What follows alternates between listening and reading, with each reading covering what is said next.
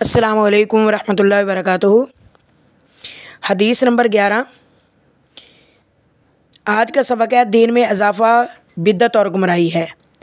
अन आयशा रज़ियल्लाहु ताला अन्हा क़ालत अन्ना रसूलुल्लाहि सल्लल्लाहु अलैहि वसल्लम क़ाला मन अमिला अमलन लैसा अलैहि अम्रुना फ़हुवा रद्दुन।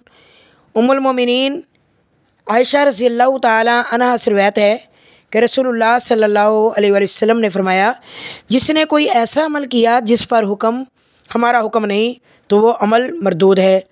फ़ायदा इस हदीस में बिद्दत पर रद्द है।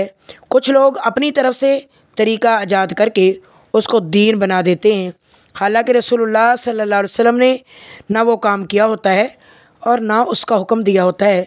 मसलन 11वीं ख़त्म, कुल 7वां चालीसवां, ईद मिलादुन्नबी, 12 वफ़ात का जुलूस, रजब के कुंडे वगैरह वगैरह, ये तमाम काम खैरुल कुरून में से सहाबा ताबईन ने नहीं किए और ना ही लोगों से करवाए हैं, बल्कि ये रसूमात लोगों ने एक मन घड़त ये मसला बनाया हुआ है जिस पर नबी सल्लल्लाहु अलैहि वसल्लम की मोहर ना हो वो काम हमें नहीं करना चाहिए। याद रखिए, दीन मुकम्मल हो चुका है।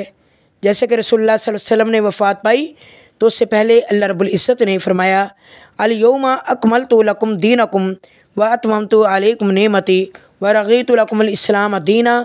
दीन मुकम्मल हो चुका है, ना इसको कोई घटा सकता है ना ही कोई बढ़ा सकता है।